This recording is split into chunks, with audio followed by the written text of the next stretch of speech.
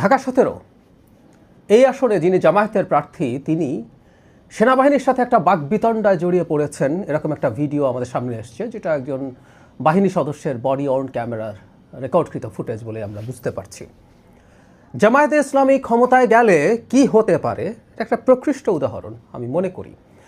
পুরো ভিডিওটা বেশ লম্বা, আমি সবাইকে দেখার অনুরোধ করব। তার আগে এই ছোট্ট ক্লিপটুকু আগে একটু দেখে নিই, তারপর আবার কথা বলবো। এদের দরকার নাকি তাহলে? ভাই উনি হলো এই আসনের হলো এমপি ক্যান্ডিডেট, ঠিক আছে? কোন দলের স্যার? জামাত ইসলামী। বুঝতে পারছি স্যার, আমাদের ক্যান্টনমেন্টের নিরাপত্তার সাথে ক্যান্টনমেন্টের গানে না আপনারা তো ওখানে গান নিয়ে বসে আছেন, আপনারা জিব্বা দিয়ে সাইডে ফেলতেছেন পল তারিখ জিয়ার জন্য। আমরা কেন চাইতে পারবো না? আমাদের তো স্যার এটা আমাকে বলে তো ইয়া হবে না যে স্যার এটা স্যার আপনি এই যে দেশটাকে পরিকল্পিতভাবে ধ্বংসের দিকে নিয়ে যাচ্ছেন। আবার ভিডিওটার মধ্যে খানিকটা ফানও আছে, মানে পরিচয় দিচ্ছেন এই এলাকার এমপি ক্যান্ডিডেট, সেনা সদস্য তাকে চিনতে পারেননি, জিজ্ঞেস করছেন কোন দলের, তখন জানানো হয় জামায়াতে ইসলামী। পুরো ভিডিওটা দেখলে দেখবেন যে তিনি বা তার লোকরা পরিচয় দিচ্ছেন তিনি তারেক জিয়ার বিরুদ্ধে এখানে ফাইট করছেন, তারেক জিয়ার বিরুদ্ধে ফাইট করছেন। বিরাট প্রোফাইল তার মৃত্যু এটা একটা বড় প্রোফাইল হিসেবে থেকে যাবে, তিনি তারেক জিয়ার বিরুদ্ধে ফাইট করেছিলেন ইত্যাদি ইত্যাদি। যাই হোক, আমরা খেয়াল করব তিনি ক্যান্টনমেন্টে ঢুকছিলেন, ক্যান্টনমেন্টে তার গাড়িতে গানম্যান ছিল, সেনা সদস্য অতি বিনয়ের সাথে, মানে পুরো ভিডিওটা শেষ পর্যন্ত আমরা দেখব সেনা সদস্য অত্যন্ত বিনয়ের সাথে তাকে স্মরণ করাচ্ছেন যে এটা একটা আইন, এখানে ক্যান্টনমেন্টে গানম্যান নেওয়া যাবে না, সেখানে তারাই তার নিরাপত্তা দেবেন, এর বাইরে যা যা হওয়ার। যিনি দায়িত্বরত, দায়িত্বপ্রাপ্ত, দায়িত্ব পালনকারী যে সেনা সদস্য, তার কাজই হচ্ছে এটা। আমরা এরকম একটা বাংলাদেশি দেখতে চাই যেখানে যেই কোনো আইন ভঙ্গ করবেন সেটার যদি প্রিভিয়াস কোনো রকম কোনো ব্যবস্থা তিনি না নিয়ে আসেন আইনের মাধ্যমেই, তাহলে সেই আইন তিনি প্রয়োগ করবেন, যিনিই হোক না কেন। মানে এই যে এই ভদ্রলোক, উনি আইন প্রণেতা হতে চান, মানে এমপি ইলেকশন করতে চান।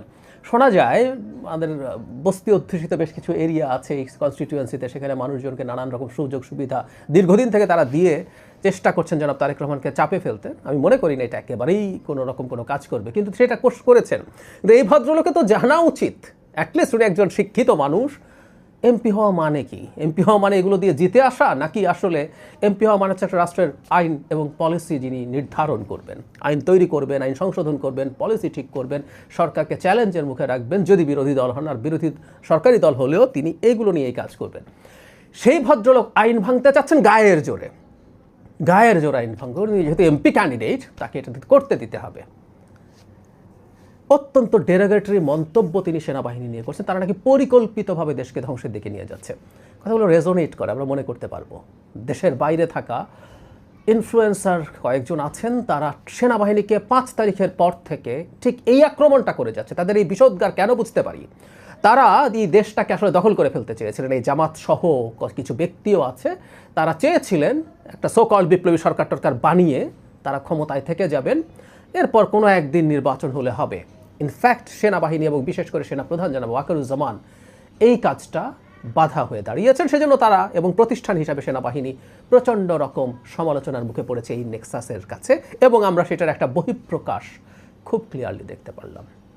আমি প্রায় একটা কথা বলি যে আমি এইচএসসি যে কলেজে পড়েছি, আমি ওখানে ছাত্র শিবির অধ্যুষিত ছিল সেই কলেজ। ক্ষমতায় থাকলে বা শক্তিশালী অবস্থায় থাকলে জামাত শিবিরের চেহারা কি আমার দেখা আছে? কেউ যখন জামাতকে বলে ওনারা তো আচরণে ব্যবহারে ভালো ইত্যাদি ইত্যাদি, তো ওনারা কোন চেহারাটা দেখছেন সেটাও আমি জানি, তাদের চেহারা কি হতে পারে সেটাও আমি জানি। এই ভদ্রলোক ঢাকা 17 যে ক্যান্ডিডেট, তার আচরণ দেখেও বোঝা যাচ্ছে, তাই না, যে এই প্রথম তারা সরকারের উপরে বেশ ইনফ্লুয়েন্স রাখে, তাতেই তাদের এই হ্যাডাম, তাদের কিছু লোকজন টকশোতে এসে অত্যন্ত বাজে ভাষায় অ্যারোগ্যান্ট আচরণ করেন, ঝগড়াঝাটি করেন। আর এই দল যদি ক্ষমতায় যায় কি হতে পারে আমরা নিশ্চয়ই অনুমান করতে পারি। সো আমি এই ভিডিওটাকে ওয়েলকাম করি। জামাতের আসল চেহারা মানুষের সামনে যত বেশি এক্সপোজড হবে, মানুষ তত বেশি ইনফর্মড ডিসিশন নিতে পারবে। আমি আশা করি সাময়িক সময়ের জন্য কোনো সুবিধা কেউ পেয়েছে এদের কাছ থেকে, এটার জন্য দীর্ঘমেয়াদে দেশকে বিপদে ফেলার মতো সিদ্ধান্ত কেউ নেবে না।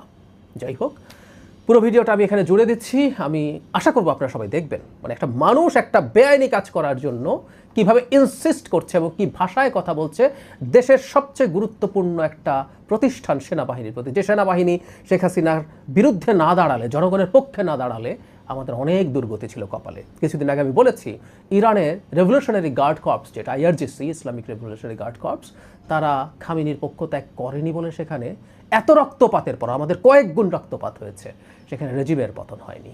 যাই হোক, ভিডিওটা দেখবেন আশা করি। এদের দরকারটা কি তাহলে? ভাই উনি হলো এই আসনের হলো এমপি ক্যান্ডিডেট, ঠিক আছে? কোন দলের স্যার? জামাত ইসলামী। জামাত ইসলামী। বুঝতে পারছি স্যার, আমাদের ক্যান্টনমেন্টের নিরাপত্তার সাথে ক্যান্টনমেন্টের গানে না আপনারা তো ওখানে গান নিয়ে বসে আছেন, একবারে জিব্বা দিয়ে সাইডে ফেলতেছেন পথ তারেক জিয়ার জন্য। আমরা কেন চাইতে পারবো না? আমাদের তো সরকার স্যার এটা আমাকে বলে তো ইয়া হবে না যে স্যার এটা স্যার আপনি এই হিসেবে দেশটাকে পরিকল্পিতভাবে ধ্বংসের দিকে নিয়ে যাচ্ছেন, আবার পরিকল্পিতভাবে ধ্বংস করতেছেন আপনারা।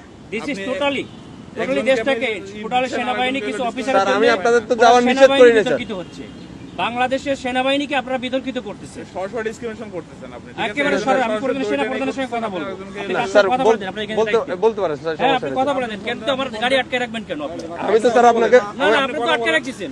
আমি তো স্যার আপনাকে যাইতে দিলাম স্যার, আমি তো আপনাকে ইয়ে করি। আপনারা আমাকে একটু সহযোগিতা করবেন। অফিসাররা আমার টোটাল সেনাবাহিনী, এদেশের সম্পদ, এই সম্পদকে আপনারা বিতর্কিত করতেছেন আপনাদের ব্যক্তি স্বার্থে।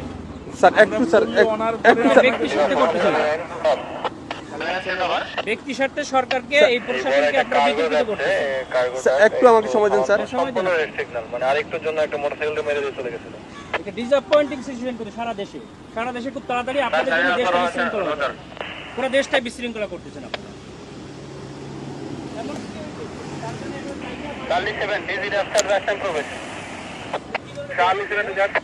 স্যার আসসালামু আলাইকুম স্যার, কপাল নিজাম সালিনান থেকে স্যার। স্যার ওই যে সালিনানে দিয়ে প্রবেশ করে ওই যে সালিয়েট যে বাইরে হবে জামাত পদপ্রার্থী, ওনার সাথে গানম্যান আছে স্যার, আমি অ্যালাউ করলাম স্যার। এমপি পদপ্রার্থী, সংসদ পদপ্রার্থী, ওনার সাথে গানম্যান আছে স্যার। আমি এদিকে তারেক জিয়ার প্রতিদ্বন্দ্বী ডাক্তার এস এম খালেদুজ্জামান বলেন, স্যার ওই যে বলেন তারেক জিয়ার প্রতিদ্বন্দ্বী 17 আসনে স্যার উনি তো ওইটাই candidate। ওনাকে বললাম স্যার, উনি আমার সাথে আমার সঙ্গে একটু কথা বলে দেন। আচ্ছা স্যার একটু কথা হ্যালো, আসসালামু আলাইকুম। আমি doctor S M Khaleduzzaman, Dhaka 17 আসনের জামাত ইসলামিক। না কিন্তু আপনারা তো তারেক জিয়ার জন্য জিব্বা দিয়ে রাস্তা পরিষ্কার করে ফেলতেছেন, তাহলে আমাকে কেন দিবেন না? Why not? আপনি শোনেন, আপনার নাম কি বললেন? আপনি দেশটাকে পরিকল্পিতভাবে আমাদের মধ্যে এটা কেওয়াস সৃষ্টি করতেছেন আপনারা।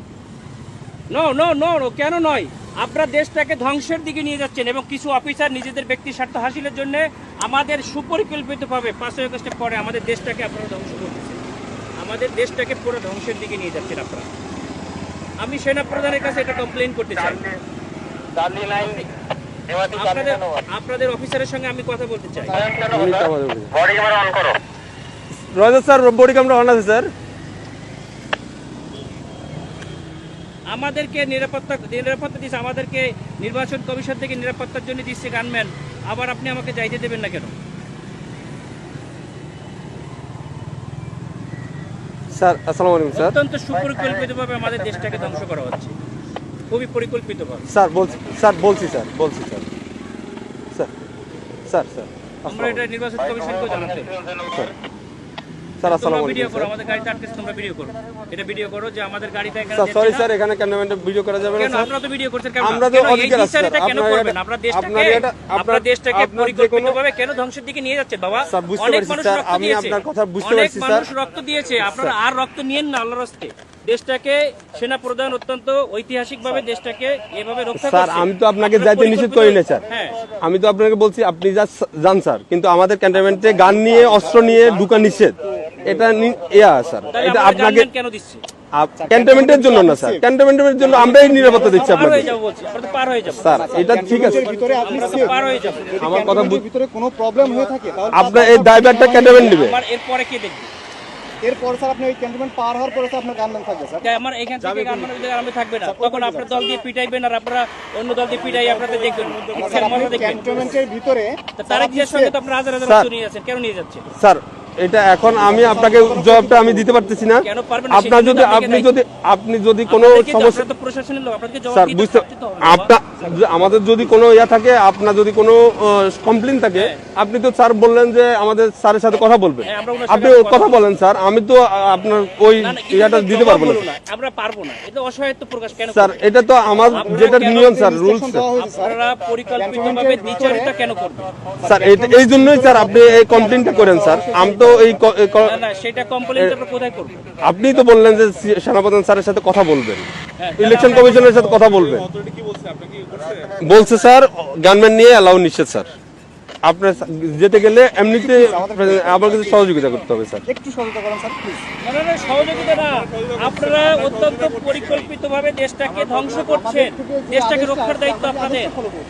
আপনারা স্যার আমরা তো পরিকল্পিতভাবে দেশটাকে ধ্বংসের দিকে নিয়ে যাচ্ছে, বুঝতে পারছি স্যার। এটা তো সুন্দরভাবে আমাদের দেশটাকে একটা কেওয়াস সৃষ্টি করতে যাচ্ছে, একটা এজেন্ট হিসেবে একটা পরিকল্পিত স্যার ক্যান্টনমেন্টে আপনি হয়তোবা জানেন কিনা জানি না, ক্যান্টনমেন্টে এই যে এই রুলস গুলা আপনাকে ফলো করতে হবে স্যার।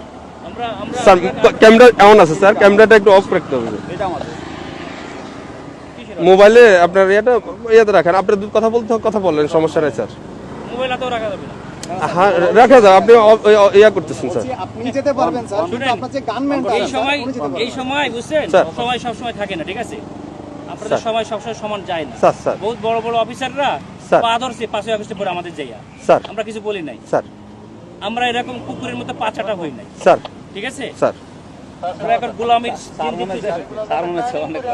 না না, আপনারা তো না, গোলাম না, হয়ে স্যার, গেছেন, আমরা- আপনারা অলরেডি গোলাম হয়ে গেছেন, দেশটাকে ঠিক। বিক্রি করে দিয়েছেন একটা দলের কাছে, দাও, তুমি দেশটাকে পরিকল্পিতভাবে গোলাম হয়ে গেছে।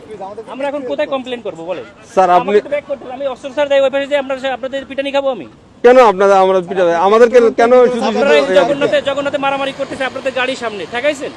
স্যার এটা তো আমাদের তো বাইরের এরিয়া, এটা সিভিল এরিয়া, এটা তো এখন আমি সিভিল বাইরে এরিয়া। যেয়ে কি করবো? তাহলে আমার গাড়ি নিয়ে এখন ব্যাক করে দিন, আমি ব্যাক খেয়ে চলে যাই। স্যার ঠিক আছে স্যার। স্যার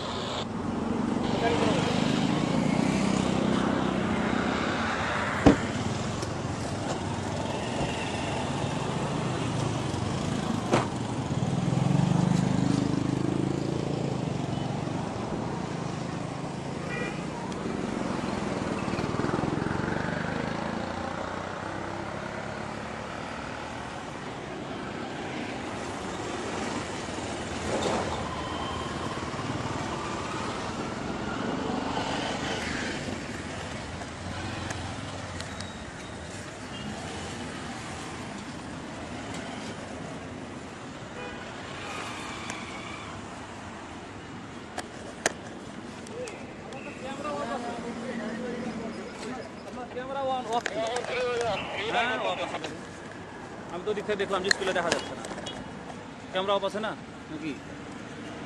এখন অফ